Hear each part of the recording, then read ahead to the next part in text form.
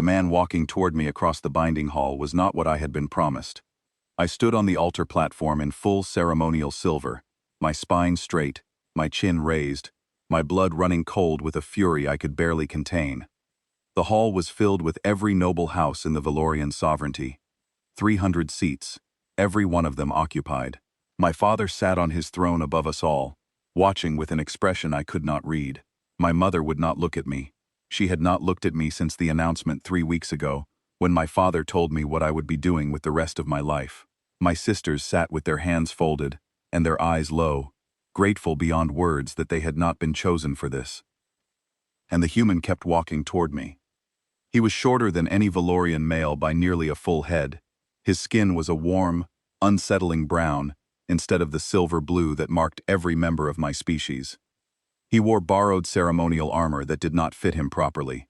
The chest plate was too wide. The gauntlets hung loose at his wrists. The greaves had been adjusted with temporary clips that were visible to anyone who looked closely, and everyone was looking closely.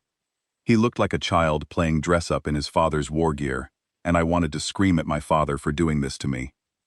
My name is Savari Kaldeth.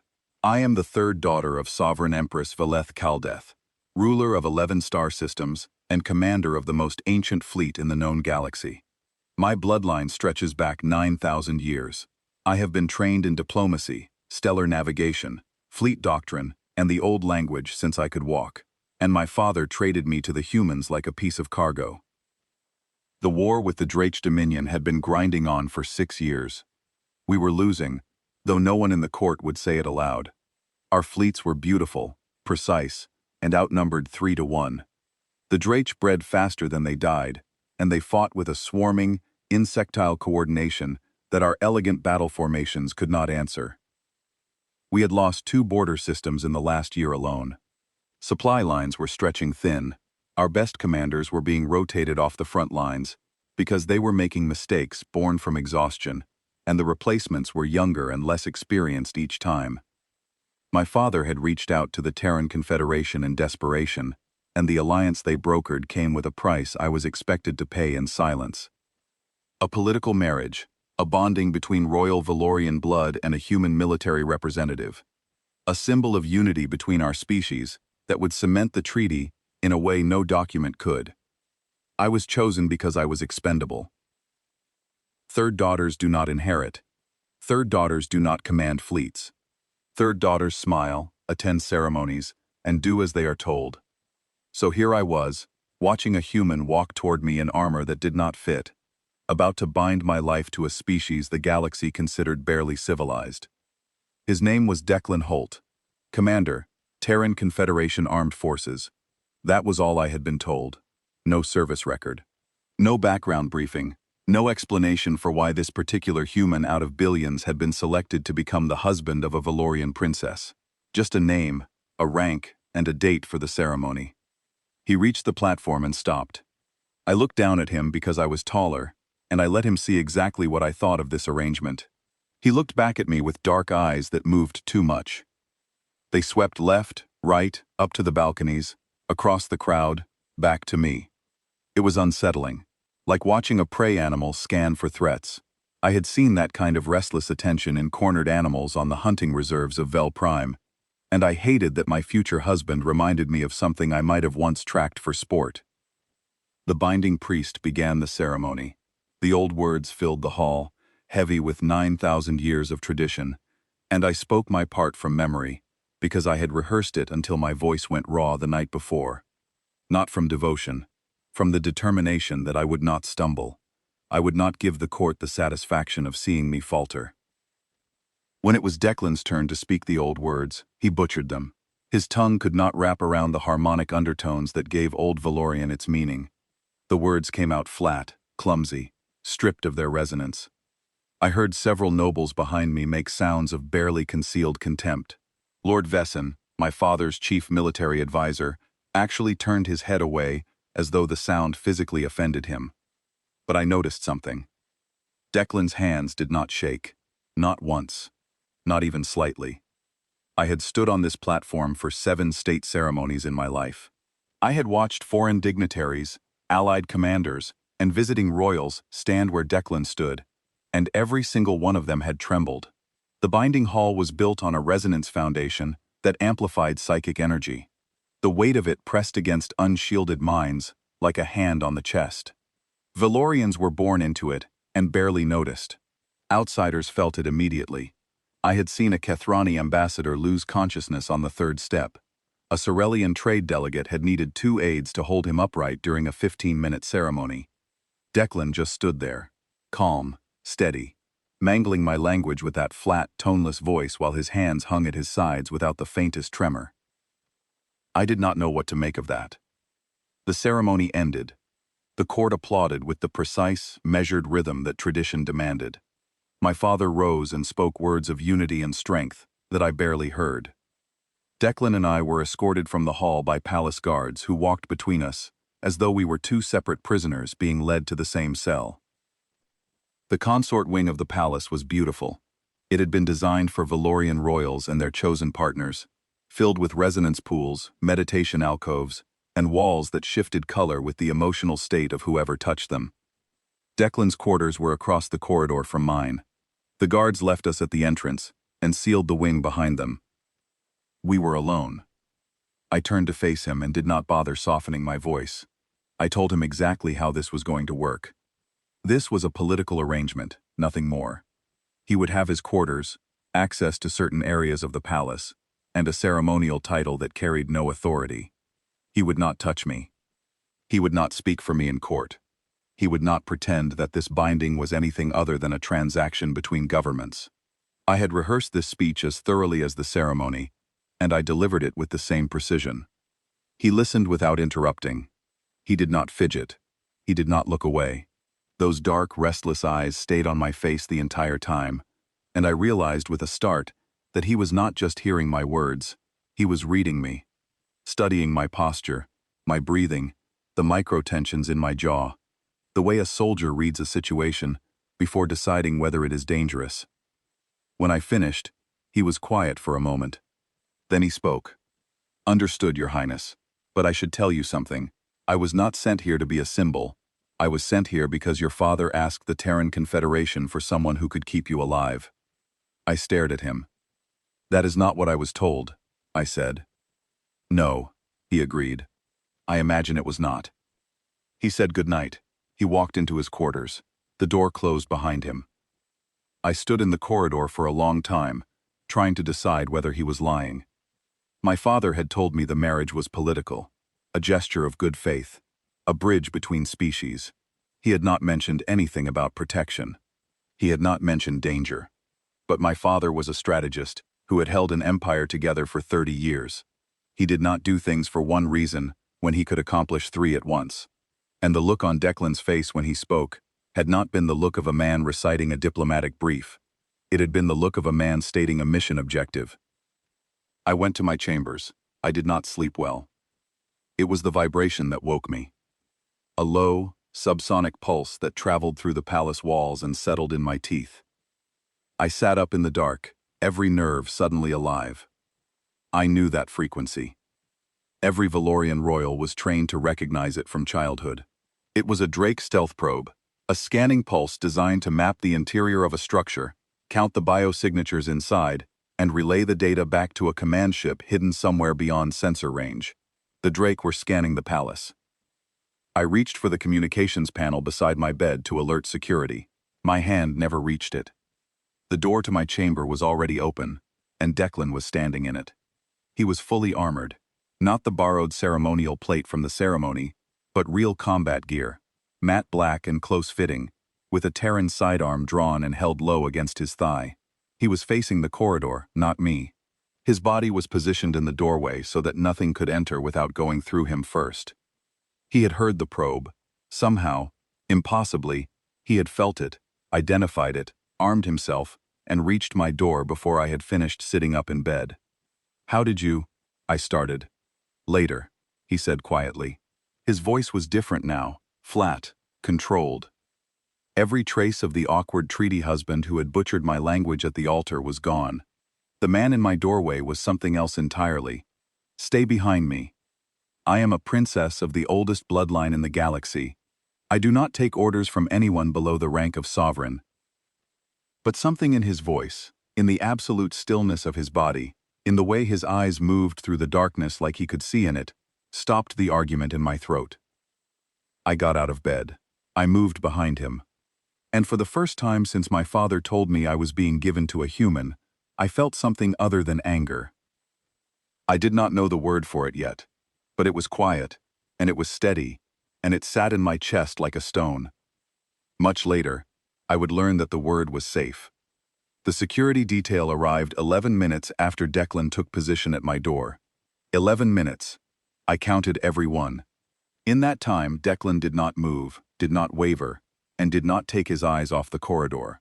When Commander Resic of the Palace Guard arrived with a full tactical squad, he found a human standing in the doorway of the royal consort chamber, with a weapon drawn, and a look on his face that made Resic's squad slow their approach despite outnumbering him 12-1. Resic asked Declan to stand down. Declan asked Resic to confirm the compound was secure first. They stared at each other for a long moment, and I watched something pass between them that I had only ever seen between soldiers. It was not friendship, it was recognition. Resic confirmed the compound was secure. Declan holstered his weapon and stepped aside. As the guards swept my chambers, Declan turned to me. He was calm again. The soldier was still there behind his eyes, but the immediate edge had softened. The probe mapped biosignatures, he said. Not defensive positions, not weapon emplacements. They were counting people, Your Highness, identifying specific individuals by their biological readings. Why? I asked, though the cold weight settling in my stomach told me I already knew. Because they are not planning to attack the palace, he said. They are planning to take someone from it. He looked at me with those dark, steady eyes, and I understood what he was not saying. They were planning to take me. I did not sleep again that night. I sat in my chamber with the lights on and the door open, and I watched the shadow of Declan Holt standing guard in the corridor across from me. He did not sit down. He did not lean against the wall. He stood with that impossible human stillness, hour after hour, watching the corridor with eyes that never stopped moving. And I thought about what my father had really done when he asked the Terran Confederation for someone who could keep his daughter alive. He had sent me a human, and I was beginning to wonder if the galaxy had any idea what that actually meant. The morning after the probe, I walked into the emergency session of the Valorian Security Council and took my seat in the observer's gallery above the main floor. The chamber was carved from a single block of resonance crystal, and the walls hummed with a frequency designed to sharpen focus and suppress emotional interference. 22 senior military commanders, intelligence directors, and noble house representatives sat in a wide crescent around the central projection table. My father occupied the sovereign's chair at the head, elevated above the rest, his expression locked behind the diplomatic mask he had worn for as long as I could remember. Declan sat beside me in the gallery. He had no speaking authority. He had no rank that the council recognized. He was, as far as every Valorian in that room was concerned, a political ornament attached to the third princess. Most of them did not bother looking at him. I looked at him. He was studying the tactical displays projected above the central table, with an intensity that did not belong on the face of a ceremonial consort. His eyes tracked the fleet positions, the scanning data from the probe, the projected Drake patrol routes along the border sectors. I watched his jaw tighten slightly when Commander Resic presented the preliminary analysis, and I saw his fingers press flat against his knee when Lord Vesson proposed a defensive redeployment that would pull 3 destroyer groups back from the outer perimeter. He disagreed. I could see it in his body. Every muscle held still by discipline, but the disagreement was there, written in the tension of his hands and the way his breathing changed. The council debated for 2 hours. Their strategies were layered, elegant, and slow. Counterprobe sweeps would take 3 days to deploy. A diplomatic inquiry to the Drake's dominion through neutral channels would take a week. The redeployment Lord Vesson proposed would require 6 days of fleet repositioning. Everything moved at the pace of tradition, procedure, and consensus. When the session ended and the chamber began to empty, Declan leaned toward me and spoke in a voice so low that even the resonance crystal could not carry it beyond our seats. Your Highness, I need to speak with you privately. We walked to a terrace overlooking the western gardens, where the ambient resonance of the palace walls was thinnest and eavesdropping was nearly impossible. Declan stood at the railing and looked out over the gardens as though he were admiring the view, but his eyes were doing that thing again, scanning the perimeter, checking the rooftops, cataloging the guard positions on the walls below us. "The council is wrong," he said. "About what, specifically?" I asked. I kept my voice neutral. I was not in the habit of entertaining critiques of Valorian military leadership from outsiders, but the events of the previous night had earned him a hearing. "About what the Drachik are planning. They are not preparing for a fleet engagement. They are not even scouting for one. That probe was a targeting scan. It mapped personnel biosignatures inside this compound, identified individuals by species, rank, and biological markers, and transmitted the data on a narrowband frequency designed for tactical extraction teams." I folded my arms. "How could you possibly know the transmission protocol of a Drachik stealth probe?" "Because humans fought a species called the Keth for 11 years, he said. The Keth used identical technology, same scanning frequencies, same data compression methods, same narrowband burst transmission to a handler ship in stealth orbit. We lost 4 heads of state and 9 military commanders before we learned to read the pattern. I can read it the way your navigators read stellar drift. It is not analysis. It is instinct built from losing people I was supposed to protect." Something in the way he said that last sentence made me pause. There was no self-pity in it, no drama, just the flat statement of a man who had carried a weight for a long time and had stopped pretending it was not heavy. "You believe they are planning a kidnapping," I said. "I know they are. The biosignature scan was not random. It focused on the residential sections of the compound, not the military or administrative wings. They are building a target profile. They want to know exactly where specific individuals sleep, eat, and spend their private hours. That is not intelligence gathering for a military assault. That is preparation for a surgical extraction." "And the target?" He looked at me, and the answer was so obvious he did not say it. I brought his analysis to my father that evening. I presented it as my own observation, supplemented by data from the Terran military liaison. My father listened. He asked 2 questions, both about the reliability of cross-species pattern analysis. Then he dismissed it as human paranoia, pointed out that the Draish had never attempted an extraction operation inside Valorian sovereign territory in the entire history of the war, and reminded me that the palace compound was protected by 3 overlapping shield grids and the finest guard force in the galaxy. I left his chambers knowing that he was wrong and not knowing what to do about it. Over the following days, I began watching Declan. Not with the contempt I had felt at the binding ceremony, not with the cold assessment I had used during our first conversation. I watched him the way I had been trained to watch potential threats, with attention, patience, and the willingness to revise my assumptions based on what I observed. What I observed disturbed me. He adapted to the palace with a speed that should not have been possible for an outsider. Within 3 days, he knew the guard rotation schedules better than I did. He had memorized the corridor layout of the entire consort wing and the 2 adjacent sections.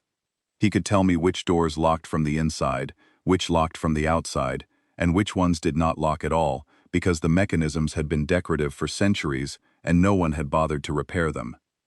He identified structural weaknesses in the compound walls that our engineers had not flagged, places where centuries of renovation had left gaps between old construction and new, spaces large enough for a determined intruder to exploit.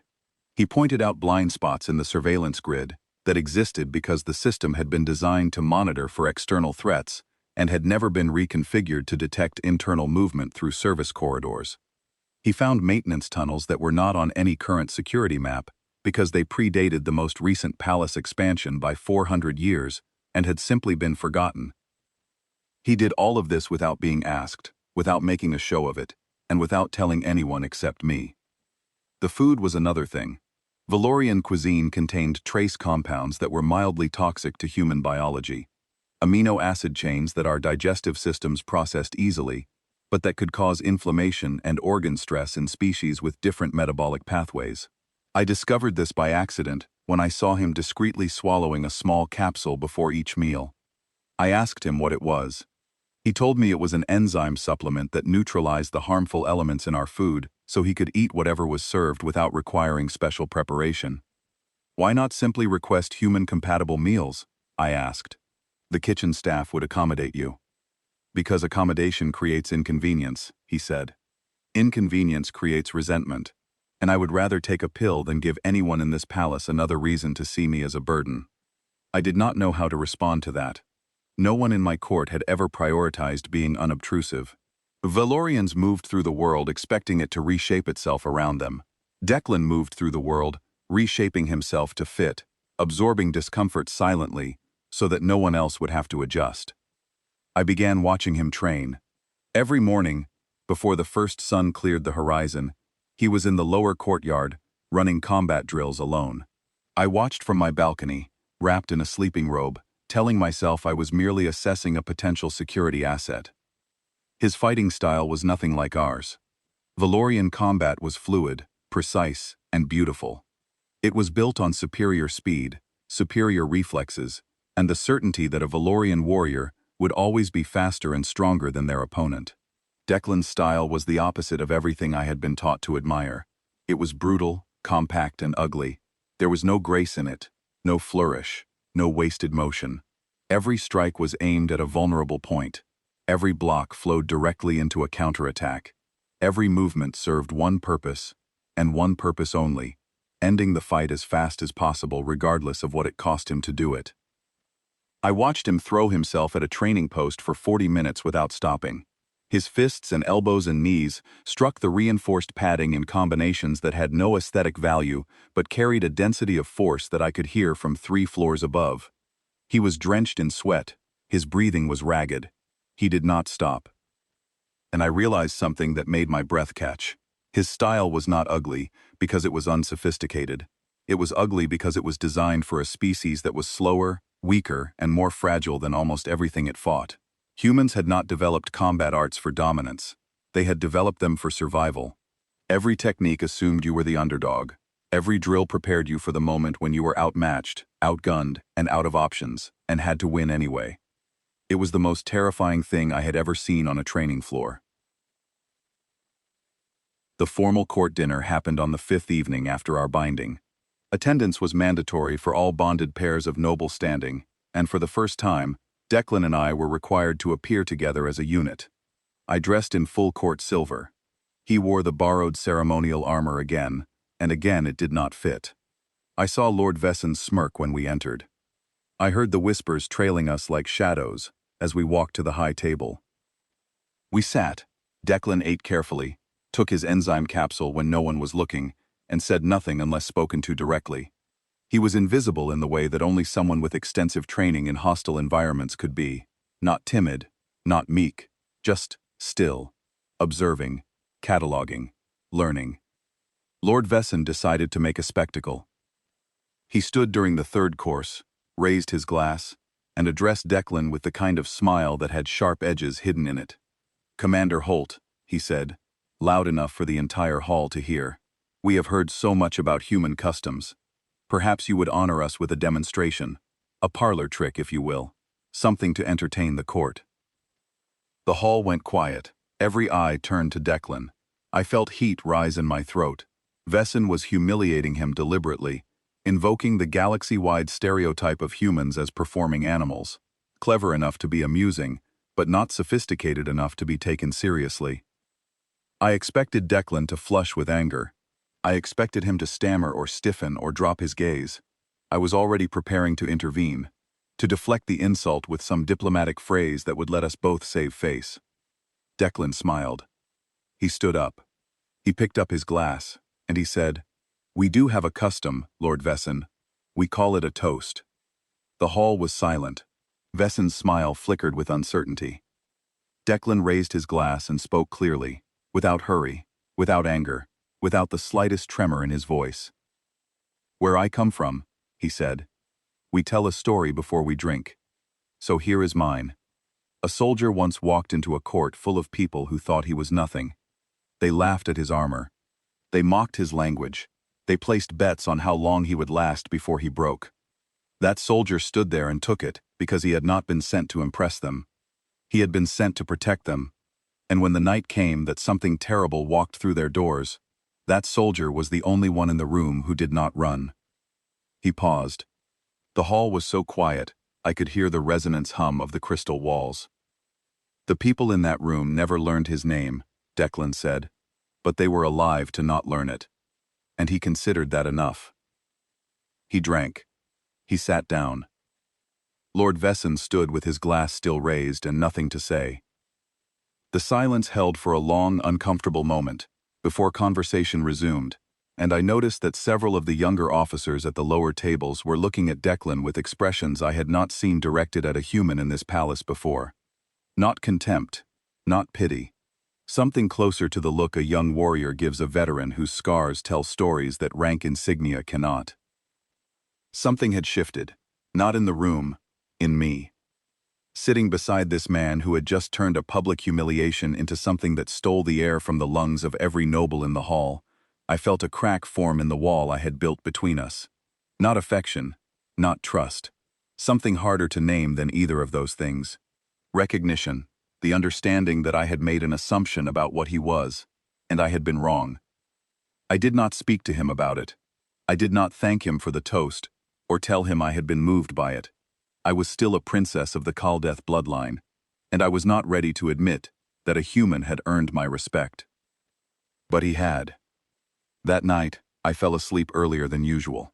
The court dinner had been exhausting in ways I had not anticipated, and the shifting currents of my own feelings had left me drained. The sound that woke me was not a vibration this time. It was plasma fire. The shriek of superheated energy splitting air filled the eastern corridor, followed immediately by the heavy thud of a body hitting a wall. I heard shouting in Valorian, and a sound beneath it that I did not recognize, a clicking, rasping vocalization that made the hair on my arms stand upright. Drakshek. The Drach were inside the palace. My door burst open, and Declan was there, already armored, already moving. He crossed my chamber in 3 strides, grabbed my arm, and pulled me off the bed with a force that was not gentle. "They are here," he said. "Extraction team. 8 operatives, maybe more. They came through tunnels under the Eastern Foundation, right through the section the Security Council did not know existed." "How do you know this?" I demanded, though my heart was hammering so loud I could barely hear my own voice. "Because I mapped those tunnels 4 days ago, and left proximity sensors in 3 of them." He pressed something into my hands. Cold metal, compact, heavy, a Terran sidearm. "Point and squeeze, no safety. It will fire every time you pull. Stay behind me, and do not stop moving, no matter what you hear." I had never held a weapon like this. Valorian personal arms were elegant things, integrated into armor systems, and activated by neural link. This was a blunt, mechanical instrument that felt like it had been designed by people who expected everything to go wrong and built their tools accordingly. More plasma fire echoed down the corridor. Closer now. I could hear the distinctive snap of Valorian guard weapons answering, and then silence. The kind of silence that meant the guards had stopped firing. "Stay behind me," Declan said again, and then he moved. I have watched Valorian warriors train since I was a child. I have attended combat demonstrations, fleet exercises, and martial exhibitions, where the finest soldiers in the sovereignty displayed abilities that made audiences gasp with admiration. None of it prepared me for what I saw when Declan Holt went to war inside my home. He moved through the palace corridors like he had been born in them. Every turn, every junction, every doorway, he knew them all. He had spent 5 days memorizing this place, with the obsessive precision of a man who had always known this night would come, and now that it was here, he navigated the compound like it was an extension of his own body. The first Drake operative appeared at the end of the northern corridor. It was taller than Declan by a full head, encased in dark chitin armor that was half biological and half technological, with 4 jointed arms and a plasma blade humming in its primary grip. Its mandibles clicked in that rapid, rasping pattern that was the Drachic equivalent of combat communication, signaling to its team that targets had been located. I froze. My hands locked around the sidearm, and my legs refused to move. Every instinct told me to run, to hide, to put as many walls between me and that thing as possible. Declan did not freeze. He closed the distance in 2 strides. 2. I did not understand how a human could move that fast, how legs that were shorter and muscles that were weaker could cover ground with that kind of explosive force. The Drake swung its plasma blade in a horizontal arc that should have cut Declan in half. He ducked under it and came up inside the operative's guard, so close that its longer arms could not bring the blade to bear. The Drake slashed down with its secondary arms, claws extended. Declan blocked with his left forearm, taking the impact on his armor plating. I heard something crack, metal or bone, I could not tell. He did not flinch. He did not slow down. His right hand came up and struck the Drake in a precise point behind its lower mandible. A nerve cluster, I realized later. He had studied their anatomy. He knew exactly where to hit and exactly how hard. The operative dropped. The whole encounter lasted less than 4 seconds. Declan stepped over the body and kept moving. I stared at the dead Drake on the floor, then at the human walking away from it, and my legs finally remembered how to work. I ran after him. The next corridor was worse. 2 Drake operatives came at us from a service junction, one high and one low, coordinating their approach with that clicking communication that let them move as a single unit. The engagement was savage and close. Declan fought with a brutality that made my stomach turn and my heart race simultaneously. There was no technique in the Valorian sense, no flowing sequences or elegant transitions. There was only violence, applied with mechanical precision to the specific points on the Drake body that would cause immediate incapacitation. He fought both of them at once, using the corridor walls to limit their ability to flank him, forcing them into each other's lines of attack. He took a slash across his ribs from a secondary blade that cut through his armor and drew a line of bright red across his side. He took a plasma graze on his right shoulder that scorched the fabric of his undersuit and left the skin beneath raw and blistering. He dislocated a finger on his left hand when a block landed at a bad angle, and I watched him grab it with his other hand and wrench it back into place mid-stride without breaking eye contact with the last standing operative. He kept fighting. When the second operative fell, he paused long enough to check the corridor in both directions, then looked down at his wounded side as though noticing it for the first time. "You are bleeding," I said. My voice sounded strange to me, high and thin. "I noticed," he said. "How can you keep going?" He looked at me with those dark, steady eyes, and said something that I would remember for the rest of my life. "Humans do not stop when we are hurt. We stop when we are dead. Sometimes not even then." I could not tell if he was joking. His face gave me nothing. He led me through a maintenance tunnel that connected the consort wing to the central keep, a passage I had never known existed despite living in this palace for 26 years. He had found it during his mapping. He had probably found a dozen passages no one else knew about, filed them away in that relentless human brain, and waited for the night he would need them. The 4th Drake operative got past him. It happened in a junction, where 3 corridors met, and the angles were wrong for Declan to cover all of them at once. The operative came from the left, while Declan was engaging another from the right, and it moved straight for me with the focused, single-minded purpose of a predator locked on its target. I raised the sidearm. My hands were shaking so badly that the weapon trembled in my grip. The Drake was 5 meters away. 4. 3. I fired. The shot went wide and hit the wall, leaving a scorched crater in the ancient stone. I fired again. Missed. The Drake was 2 meters away, its primary arms reaching for me, mandibles spread wide, and I could see my own reflection in the dark, glossy surface of its compound eyes. I fired a 3rd time. The shot hit the operative in the center of its thorax. It staggered, its forward momentum broken. Its arms dropped. For a single second, it swayed on its feet, and in that second, Declan was there, coming from behind it, ending it with a strike so fast I barely saw his hand move. The corridor went quiet. Declan looked at me. He was bleeding from multiple wounds. His left arm hung at an angle that suggested his shoulder had been damaged. His breathing was ragged and sharp, and through all of it, those dark eyes found mine with a clarity that seemed impossible for a man who should have been on the floor. "Good shot," he said. And standing there in a dark corridor surrounded by dead Drake, holding a human weapon in my shaking hands, I realized that it was the first genuine compliment anyone had given me in years. Not for my bloodline, Not for my title. Not for the political value of my existence. For something I had actually done. I wanted to cry, and I did not understand why. We reached the royal safe room 2 corridors later, and what we found there turned the fear in my chest into something colder and sharper. The safe room had been breached. The reinforced doors stood open, the locking mechanisms cut through with a precision tool that left the edges smooth and still warm. Inside, the Drake team leader was waiting. It was larger than the others, taller, broader, with cybernetic enhancements grafted into its chitin plating that pulsed with a faint blue light. Its 4 arms held weapons in 2, and the collars of Valorian palace guards in the other 2. 3 guards, alive, forced to their knees, their armor stripped, their faces blank with the controlled terror of soldiers who knew they were being used as leverage. 2 more Drake operatives flanked the team leader, covering the entrance with plasma rifles that tracked our arrival with automated precision. The team leader spoke in accented but functional galactic common. "Princess Caldeth, you will come with us willingly, or these 3 will die. Your choice. You have 10 seconds.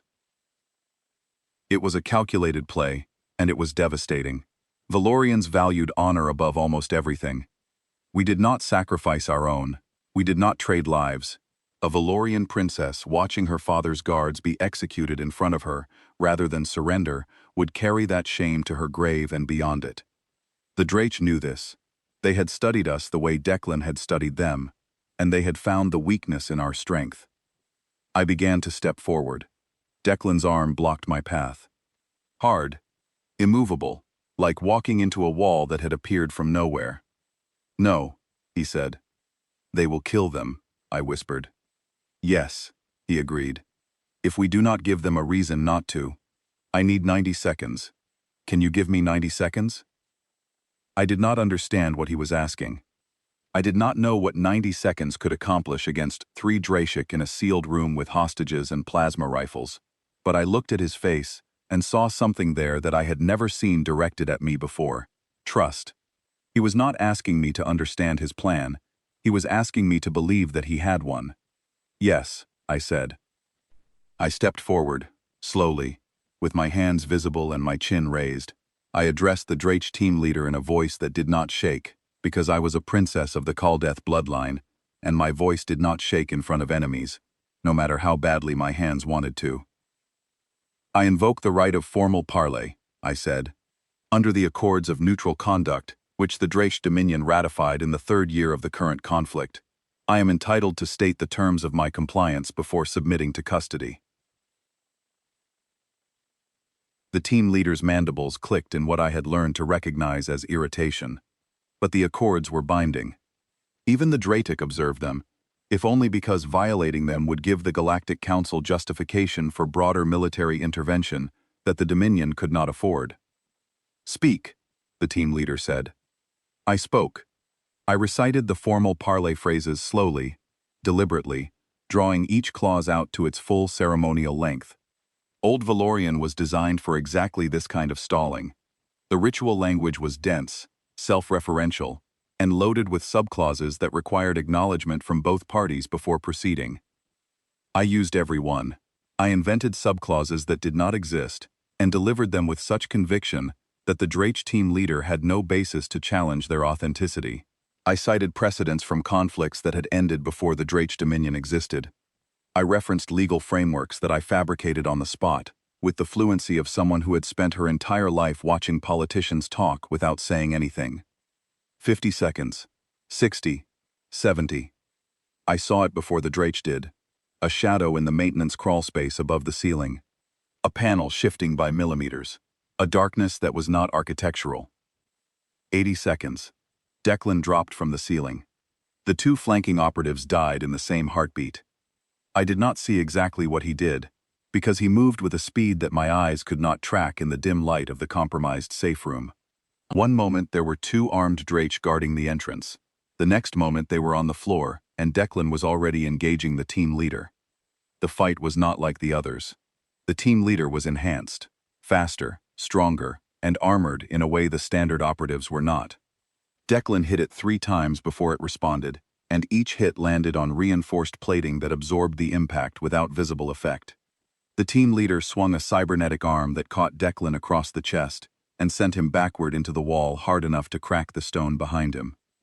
He came off the wall and went back in.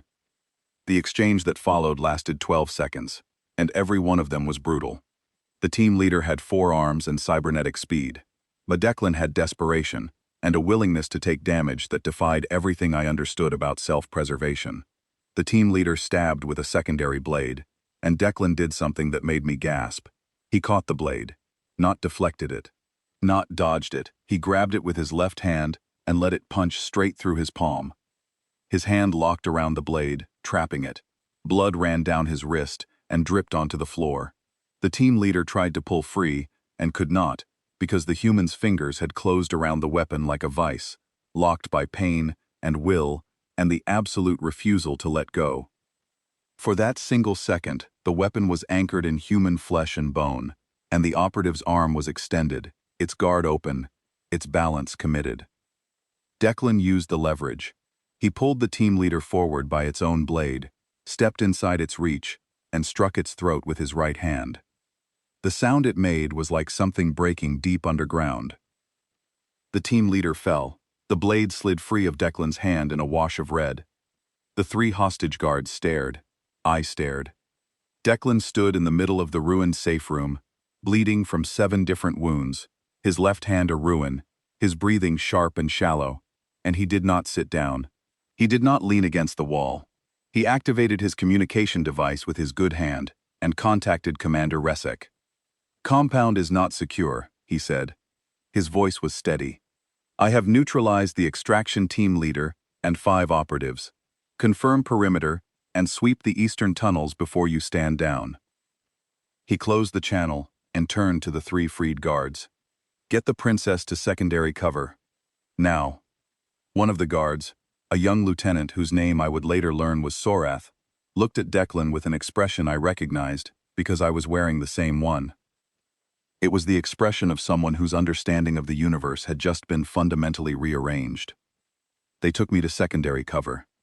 I went because Declan told me to, and because I had discovered, somewhere in the last 40 minutes, that I trusted his judgment more than my own when it came to staying alive.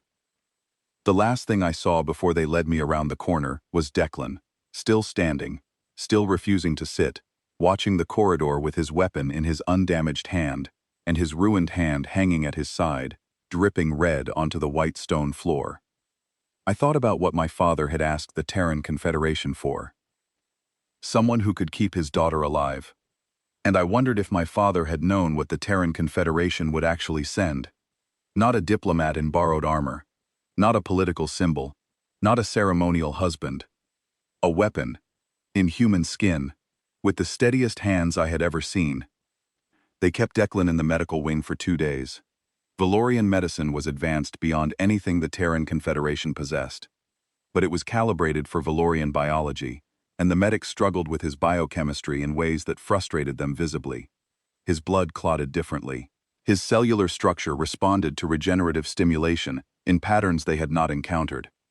The enzymes they used to accelerate tissue repair caused inflammatory reactions in his system that they had to counteract with secondary treatments that required tertiary adjustments, and the entire process became a chain of complications that left the senior physician visibly irritated.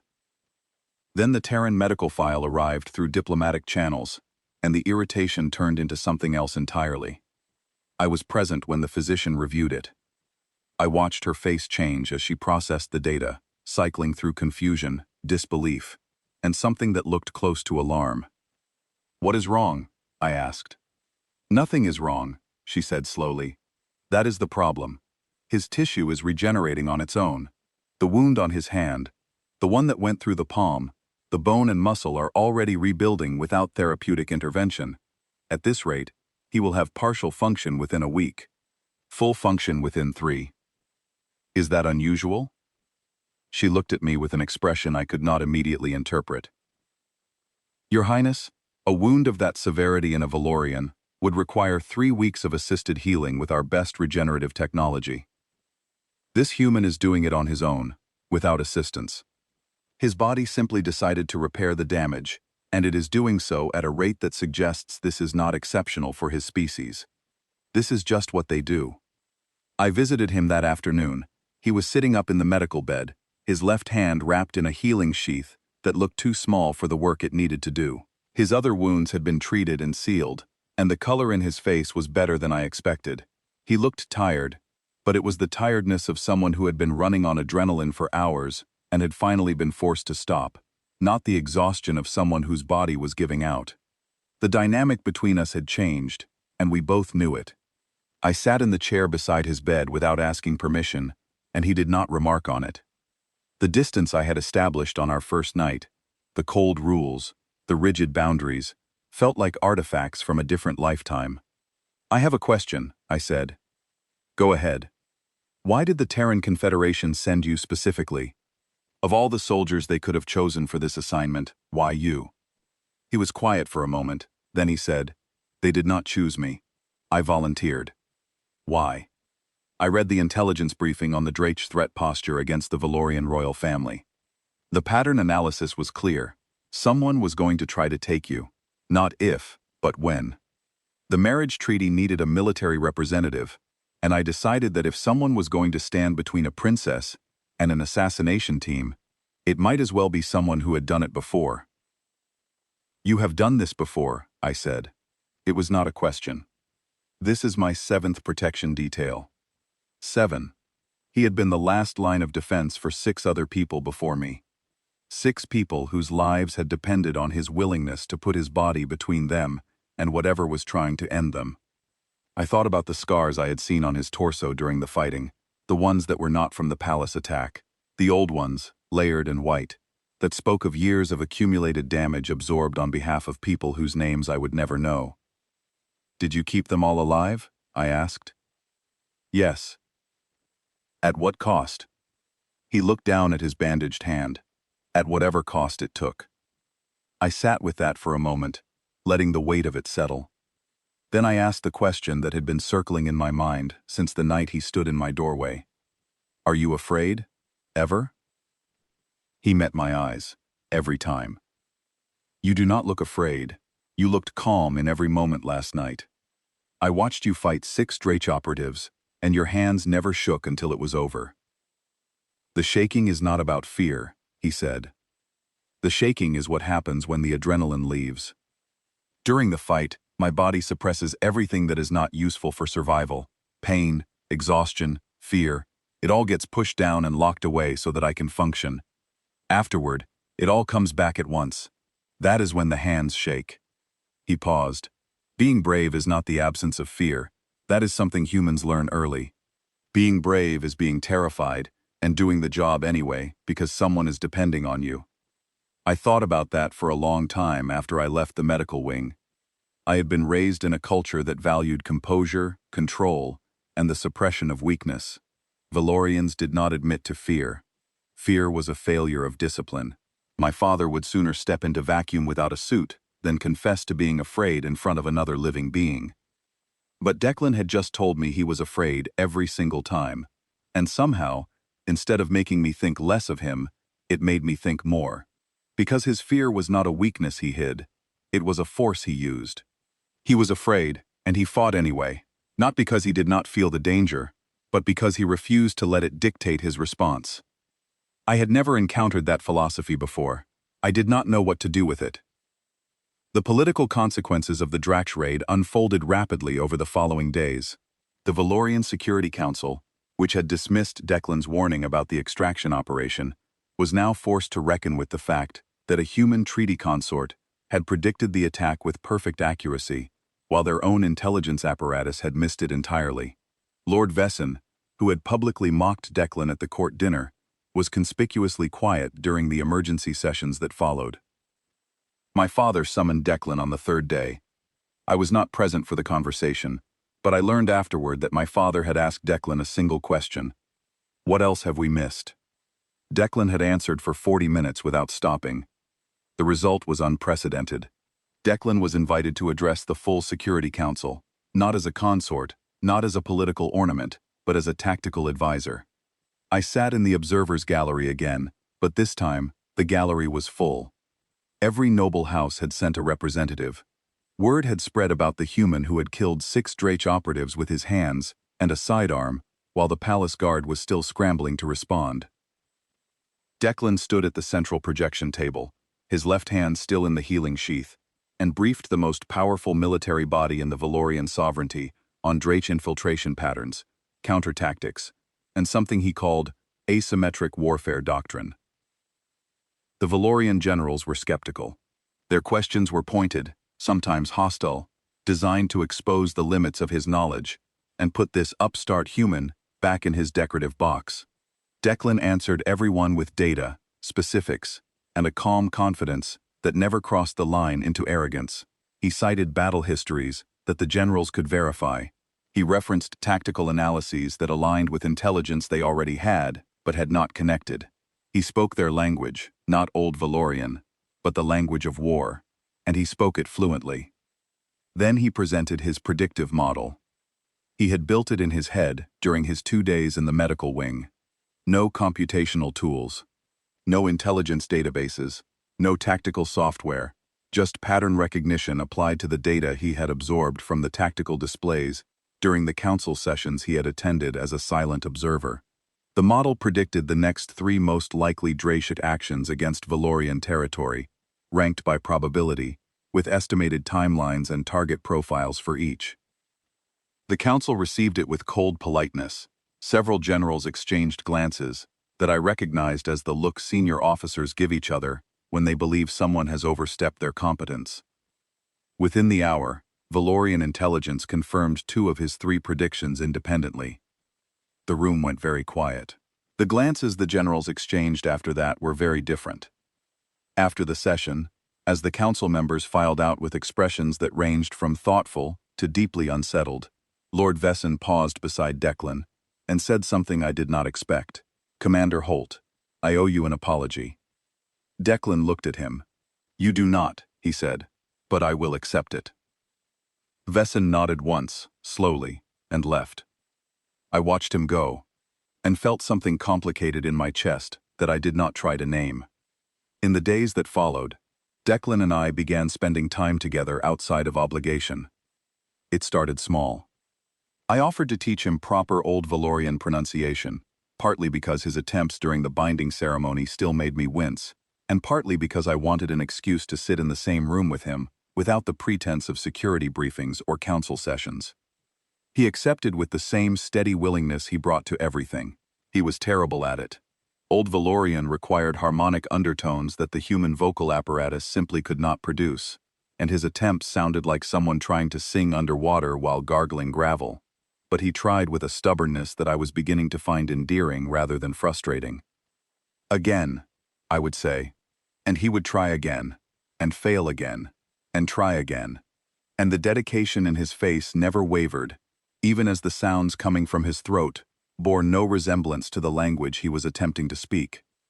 In return, he taught me the basics of Terran hand-to-hand combat.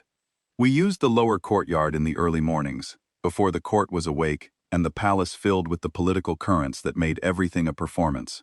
He showed me stances, strikes, and defensive techniques drawn from 6 human martial traditions, and as he walked me through each one, I began to understand something fundamental about the way humans thought about conflict.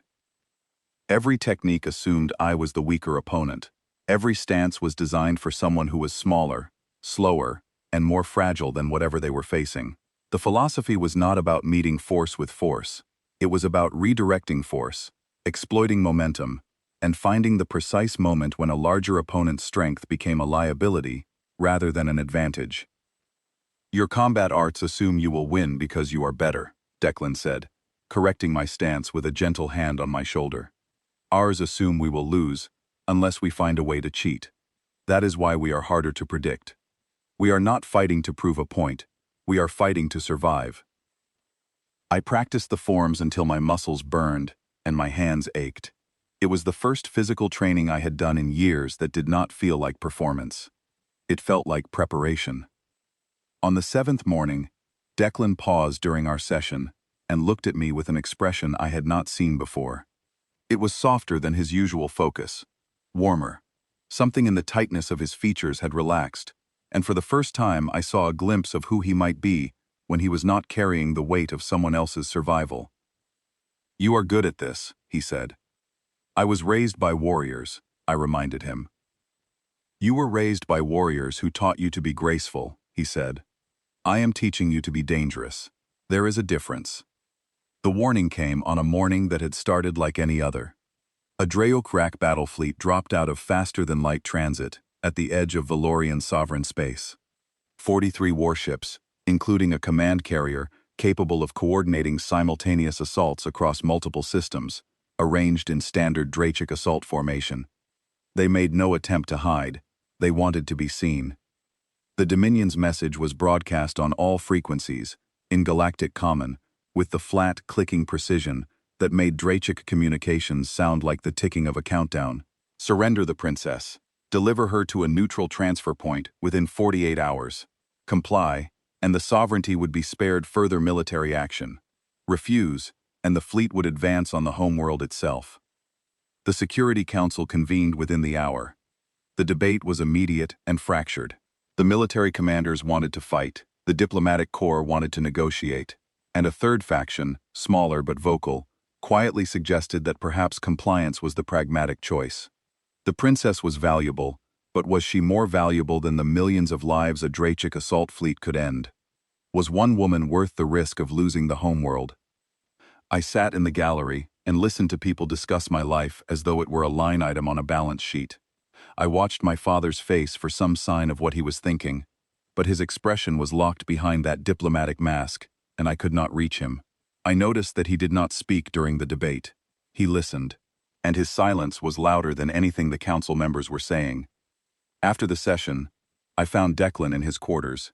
He was standing at the window, looking out at the sky, as though he could see the Drache fleet hanging at the edge of the system, 43 warships waiting for an answer. "The council is considering giving me to them," I said. My voice was steady because I had decided it would be. The fear was there, heavy and cold in my chest, but I would not let it into my voice. I had learned that from him. Declan turned from the window. His face was calm. His eyes were not. Something burned behind them that I had not seen before, not even during the fighting. It was not rage. It was not desperation. It was something older and deeper, something that looked like the expression of a man who had drawn a line in the ground and would die on it. "They are not getting you," he said. "They have 43 warships. I do not care if they have 400. You are one human, Declan." He looked at me, and the smile that crossed his face was the most dangerous thing I had ever seen on a living being. It was not a smile of amusement or confidence or bravado. It was the smile of someone who had done the math, found the odds impossible, and decided to ignore them entirely. "One human is usually enough," he said. Then he sat down, activated a secure communication channel to the Terran Confederation, and began speaking in rapid, clipped English that I could barely follow. I caught fragments: treaty clause, mutual defense provision, bonded citizen, legal jurisdiction. The words came fast and hard, and I heard responses coming back through the channel that matched his urgency. When he finished, he looked at me with those steady eyes and said, "Your Highness, when you married me, you did something the Drates did not anticipate. You gave the Terran Confederation legal standing to defend Valorian territory." "What do you mean?" "I mean that under the terms of our alliance treaty, a bonded Terran citizen is entitled to the full military protection of the Confederation. You are bonded to me. An attack on you is an attack on a Terran citizen's spouse. Which means the Drache are not threatening a Valorian princess.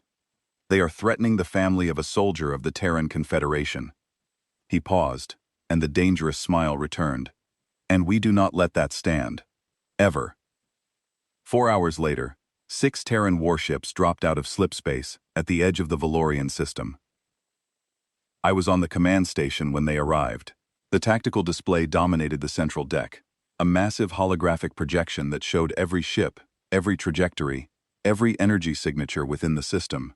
The Drache fleet filled the upper quadrant, 43 vessels strong, arrayed in the layered assault formation that had broken Valorian defensive lines twice in the last year. And then, at the periphery of the display, 6 new signatures appeared.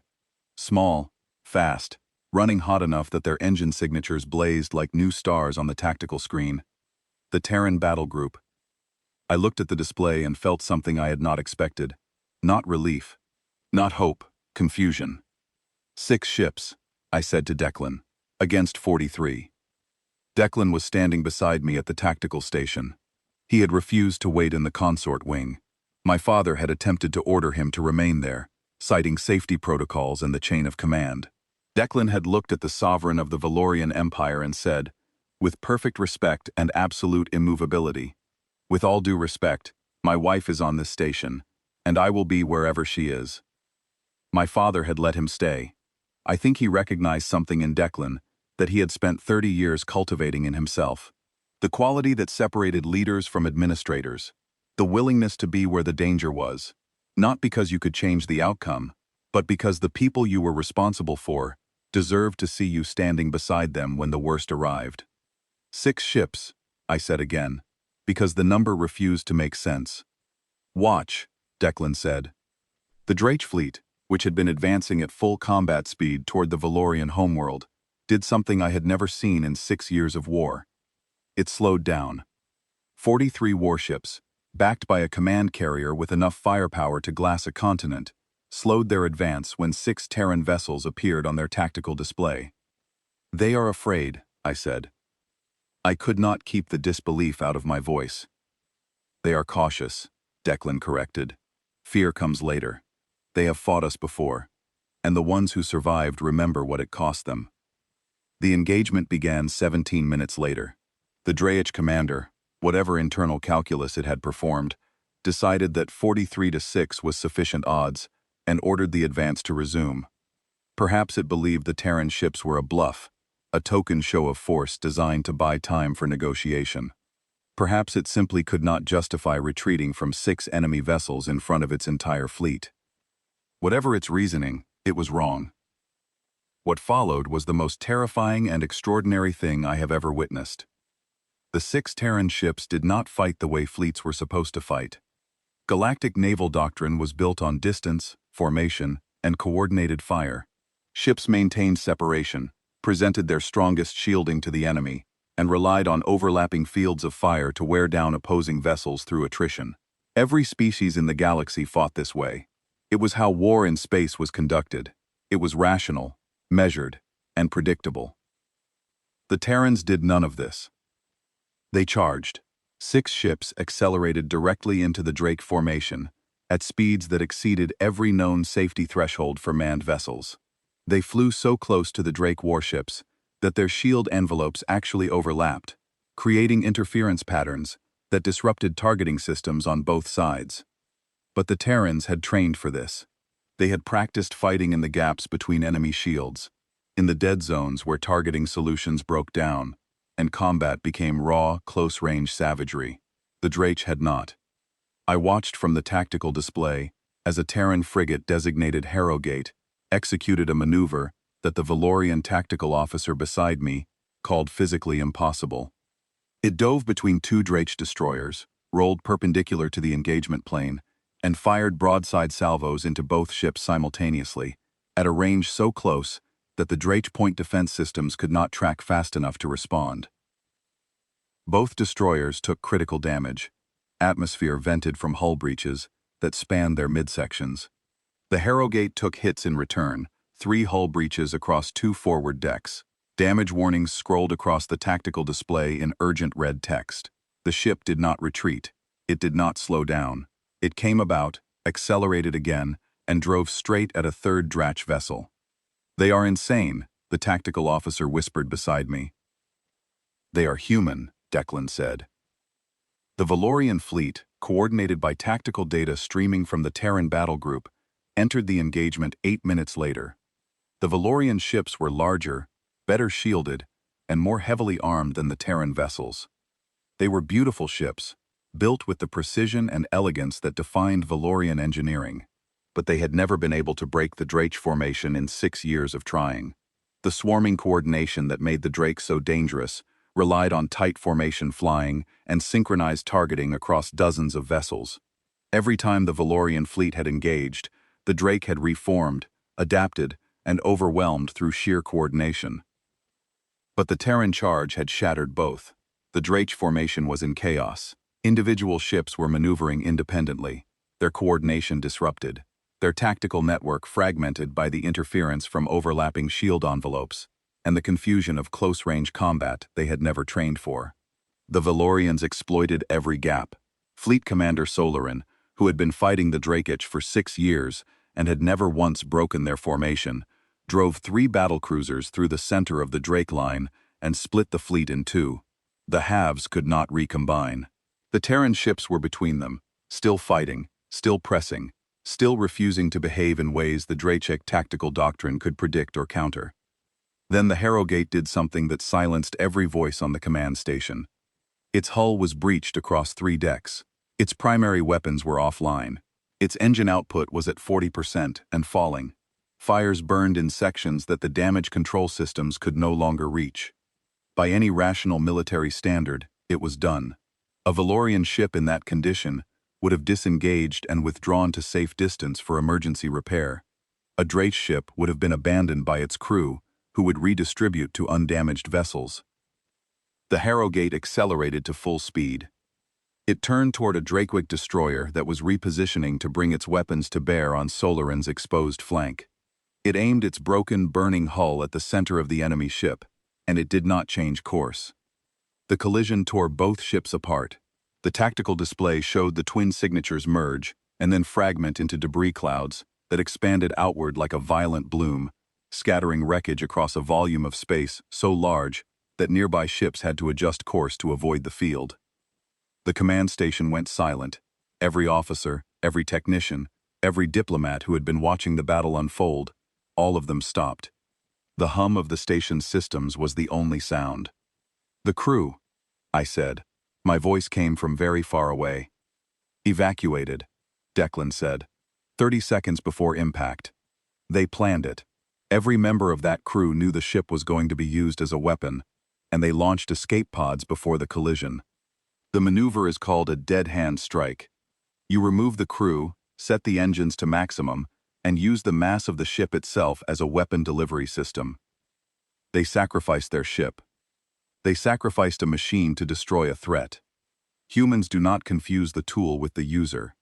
He paused, and something fierce and proud moved across his face. The crew is alive. They are sitting in escape pods right now, watching their ship take a Drake destroyer with it, and every single one of them is proud. I stared at the debris field on the tactical display, and I understood something about humans that I had been circling for days without quite reaching. They were not the strongest species in the galaxy.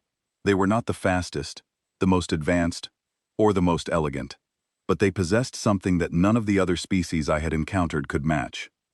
They were willing to spend everything they had, their ships, their bodies, their comfort, their safety, to protect the things they cared about. Not because they did not value what they spent, because they valued what they were protecting more. It was also in that moment, watching the battle rage on the tactical display, that I noticed something in the Valorian command station's data stream that made my blood go cold. A secondary signal, buried beneath the station's standard communications traffic, a dormant code string that had been embedded in the station's shield management system, waiting for a specific trigger. I recognized it because Declan had taught me what Drake data infiltration signatures looked like during one of our morning conversations. The Drake had not just sent a fleet, they had planted a kill code in the station's systems, timed to activate at the critical moment of the engagement. When triggered, it would drop the station's shields for exactly 11 seconds, long enough for a concentrated Drake strike to destroy the station and everyone on it. Including me. Including my father. Including Fleet Commander Solarin and the entire Valorian command structure. I did not call for help. There was no time. The trigger signal could activate at any moment, and the station's security team was focused on the battle, not on signals analysis. I moved to a secondary terminal, accessed the shield management subsystem with my royal authorization codes, and began tracing the dormant code string through the system architecture. My hands were shaking. My heart was hammering against my ribs. But I thought about Declan standing in my doorway with steady hands and steady eyes, and I breathed, and I worked. I found the kill code nested inside a routine maintenance subroutine, that had been uploaded during a system update 3 weeks before the Drachik fleet arrived. It was elegant, nearly invisible, designed to activate on a specific frequency pulse from the Drachik command carrier. I could not delete it without triggering a cascade failure in the shield system, but I could redirect it. I rewired the code's output pathway so that instead of dropping the shields, the trigger signal would reinforce them, doubling the shield frequency for the same 11-second window. The trigger activated 6 minutes later. The shields surged instead of falling. The Drach strike that had been timed to the shield drop hit reinforced barriers and dissipated harmlessly. When I reported what I had done to the tactical officer, he stared at me with the blank expression of someone who could not process what they were hearing. Then he reported it to Fleet Commander Solarin, who looked across the command deck at me with an expression I had never seen directed at the third daughter. It was the look officers give someone who has just saved their ship. The battle turned decisively after that. The Drach fleet, having lost a third of its vessels, its formation shattered, its coordinated strike neutralized, and its hidden kill code turned against it, began to withdraw. Not an orderly retreat, not a tactical repositioning. Ships breaking away individually, abandoning their fellows, running for the system boundary at maximum speed. Fleet Commander Solarin's voice came over the command channel, steady and controlled, but with an undercurrent of something that sounded like awe. All ships, the Drach fleet is in full retreat. Hold formation, do not pursue. Let them carry the memory of this back to the Dominion. The command station erupted. Officers who had held their composure through hours of combat let it go in a wave of relief and disbelief. Valorians embraced. Some wept.